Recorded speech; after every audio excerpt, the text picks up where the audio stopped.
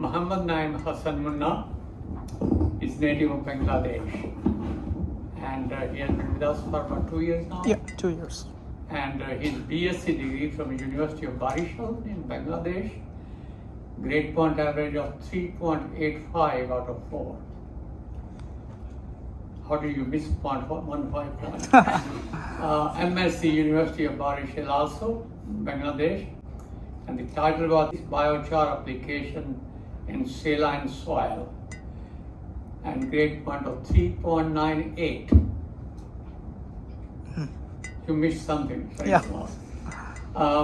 He's doing PhD, and his grade point here so far is 3.9, and the thesis titled Soil Physical Quality Index for Organic No-Till Agriculture. Another impressive thing, he has written 2 book chapters, he has done 2 review articles, and he has written 2, and 1 is under preparation based on his thesis research. What I was most impressive was he's a founder of Earth Review program in Bangladesh. When I grow up, I want to be like him. Please join me welcoming Munna for his seminar. Good luck.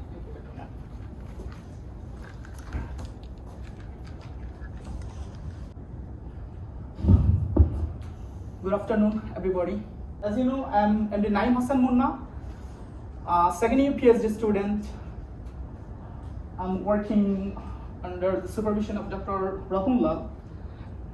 It's based on, this presentation is going to be based on my first chapter of my PhD thesis. I have total 5 chapters, and the tentative title for now is Soil Physical Quality Index for Organic No-Tillage in Central Ohio, USA. So let's talk about the hidden giant of the carbon cycle. It's soil. Everybody, I think, know about it. This photo, you can see there are 2 photos. This photo was taken back in 2018 from when I was in my undergraduate program in Bangladesh. And the photo on the right hand side, it was taken yesterday when we went to our field work at Waterman Farm. Why I am going to present these 2 photos here, because it's very significant. The top 1 meter of soil could store 2 to 3 times more carbon than the atmosphere. If I would say numerically, the soil could store around 1500 petagram to 1 meter depth, while in atmosphere it's about 850 petagram. So soil organic carbon is the backbone of soil health, climate mitigation, and food security. Yet soil organic carbon, that is SOC, stocks have already declined by 8% globally due to poor management. There could be a game changer, and it could be carbon sequestration. This photo was taken in Farm Science Review 2024, and it was really a great experience to see different soils from different managements. Those were from forest, and it was from no-till management. And you can see the degradation level of this soil. SOC sequestration could remove 0.8 to 1.5 gigaton carbon per year, and it could be stored for decades to millennia. Why enhancing soil organic carbon is important? Because it has a great role on healthier soil, better yield, and climate resilience. Soil physical property, plant function, and ecosystem services, those are highly related to each other. Soil physical quality has a great influence on water retention, aeration, root growth. Long-term no-till with organic amendment could improve structure and aggregation of soil. if we consider the application of compost or manure, it could help to improve the soil organic matter, additionally microbial activity as well. Soil physical quality index integrates multiple properties, which is more comprehensive evaluation. The first objective of this chapter is to assess long-term effect of organic amendments and cover cropping on soil physical quality in a no-tillage system. And the associated hypothesis, compost amended no-till significantly improved soil physical quality compared to other treatments. The second objective is to develop soil physical quality index using principal component analysis derived weights. And the associated hypothesis is surface soils show greater improvement and stability in soil physical quality index than subsurface.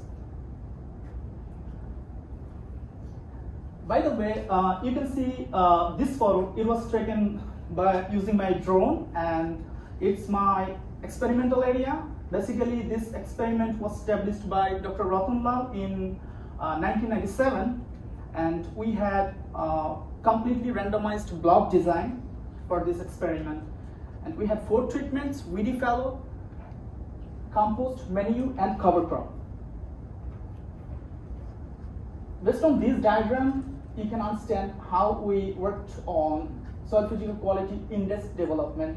After collecting soil samples, analyzing those samples in lab, we used the data for principal component analysis, and then we got the selected indicators based on the weight we got from principal component analysis. And we excluded bulk density and total porosity for the next step due to having lower contribution and collinearity. And the weight assignment was done using the principal component analysis derived normalized weight for each depth. This is the data. You can see we considered 5 different properties for the next step for soil physical quality index calculation.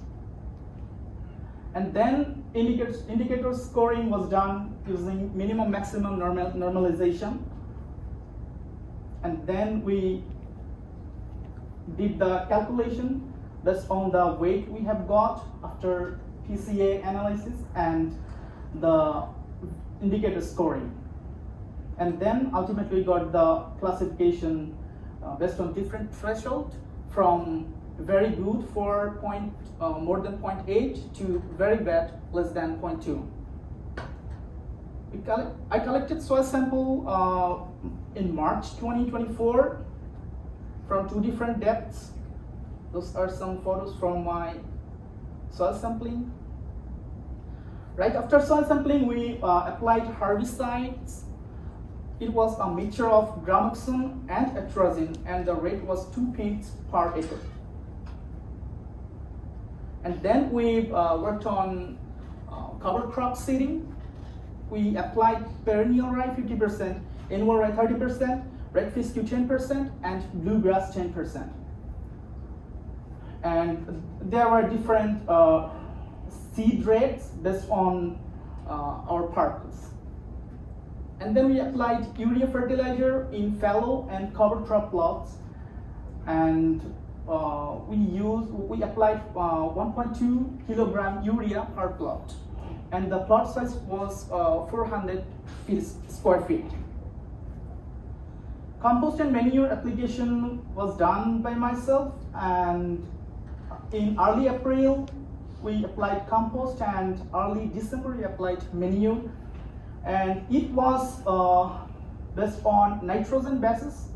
So it's the overall calculation for the based on which we considered how much compost and manure we are going to apply in our experimental plots. So we applied compost around 15 megagram per hectare, and for manure 23 megagram per hectare. Planting, it was done using a tractor, John Deere 6410, and the plant population was 76,006 per hectare. And then we also measured the penetration resistance from the field. We used handheld penetrometer with 30 degree T, and the base area was 1.3 square centimeter. This equation is followed to get the penetration resistance measurement. We also did the penetration resistance correction based on the bulk density and moisture content based on OSU correction model. Then moisture content and bulk density. For bulk density, we use the undisturbed core method, and we also did the coarse fragment correction. This equation was followed for the calculation. For total porosity, we needed particle density. We used digital pictometer to measure the particle density, and we used the bulk density and the particle density to measure the total porosity. For weight aggregate stability or aggregate stability analysis, we used Yoder method, and luckily I'm using the same device that was used by Dr. Yoder. It's really a great pleasure to me. And this is the setup. After completing the lab work, we got different parameters like water stable aggregate percentage, mean weight diameter, and geometric mean diameter based on this calculation. For saturated hydraulic conductivity, we use constant head method, and there are some photos from lab. We used this equation. It's based on Darcy's law, and this equation was used to calculate the saturated hydraulic conductivity. For field capacity and permanent wilting point, we use pressure plate technique. Again, some photos from lab, and we use these two parameters to measure plant available water capacity. And then finally, the soil organic carbon. We measured this using a CN elemental analyzer. We used this equation. Ultimately, we got the result using the CN elemental analyzer directly. So let's talk about some results for this chapter. For bulk density and total porosity, we found at 0 to 20 centimeter, compost and manure show significantly lower bulk density than the other treatments, fallow and cover crop. While compost and manure bulk density at the topsoil does not significantly differ. And on the other hand, for the total porosity, we found little bit significant difference for the top layer, but the sub layer, like 20 to 40, there was no significant difference among the treatments. Organic amendments like compost manures could improve soil structure in the surface layer by reducing compaction and enhancing porosity. It could be the possible mechanistic insights. Penetration resistance for 0 to 20 centimeter depth, we found again for compost and manures very lowest penetration resistance, which is very good for plant growth. On the other hand, for 20 to 40 centimeter depth, again no significant difference among the treatments.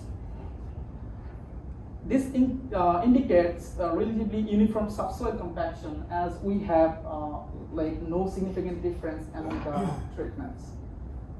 For saturated hydraulic conductivity, 0 to 20 centimeter, it showed compost showed the highest level of saturated hydraulic conductivity, which is more than 80.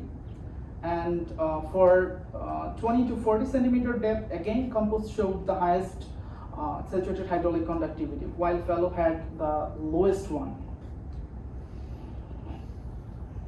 Organic amendments like compost and manures could enhance soil structure and porosity, as I told you earlier, and resulting in improved water transmission. It could be the possible mechanism behind that. For soil organic carbon, it showed 0 to 20 compost and manure had significantly higher soil organic carbon than fallow. It's almost not double, but it's very high, and there is significant difference for the soil organic carbon. You can see it's fallow and cover crop show the lowest level of soil organic carbon. On the other hand, for 20 to 40 centimeter depth, manure also showed highest soil organic carbon, but those are not significantly different again. And fallow had the lowest soil organic carbon at both depth. Organic amendments significantly enhanced soil organic carbon due to increased organic input and microbial activity. And after getting this result, we tried to find what could be the mechanism behind that. And then we, Alex, lab technician, and I went to the experimental area after getting some suggestions from Dr. Lal, and as we expected, we found earthworm in soil, and the wormhole diameter is also very significant. And ultimately, we tried to find out the wormhole continuation in the soil, and we found that when we went to up to 20 to 30 centimeter, we found wormhole continuation for compost and manure, but we didn't see any wormhole continuation for fallow and cover crop at that depth. However, for 10 to 20 centimeter, we found those wormhole there.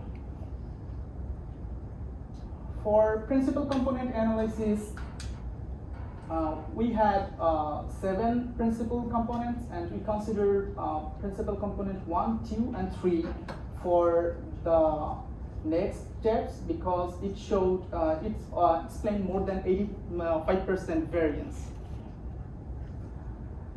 And at 0 to 20 centimeter, the principal component 1 strongly influenced by penetration resistance. You can see the number is very high, 0.98, soil organic carbon, plant available water capacity. On the other hand, for 20 to 40 centimeter, principal component 1 derived by water stable aggregates, soil organic carbon, saturated hydraulic conductivity.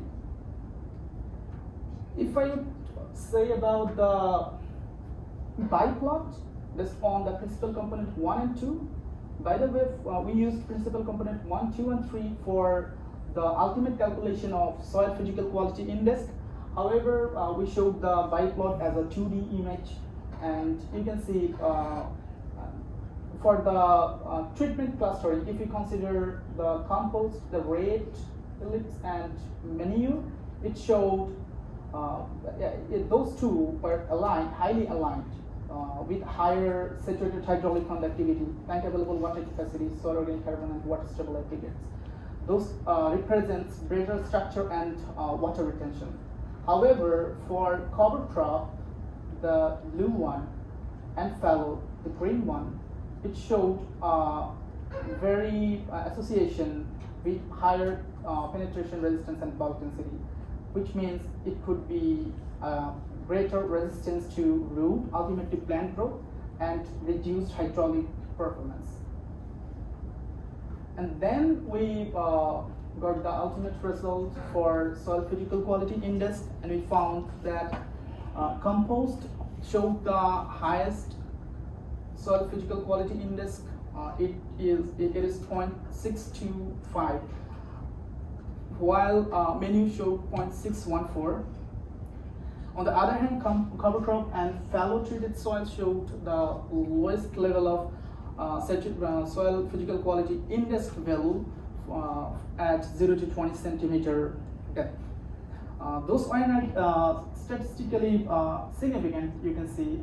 And then we move on for the next step. We found that we conducted a one-way ANOVA. We found treatment effect at this level of p-value, and effect size is also very high, 0.52.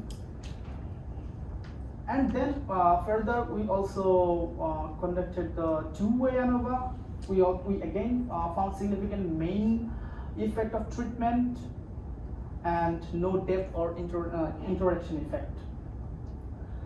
No significant pairwise difference like Tukey test as you are seeing here or here. It could be due to high variability. And surface layer dynamics dominate under long-term no-till. There are some interesting regression analysis. I'd say at 0 to 20 centimeter depth, we found linear plateau here, and we can see after 22.6 gram per kg, it could be a breakpoint based on our result, and after that, it could be a very minimal effect of soil organic carbon on water stable aggregates. And I took these photos for each treated soil, and physically we can also see that the aggregation level for compost and manure is very high, whereas those are not that much good. And you can see how this kind of roots is helping to aggregate the soil particles.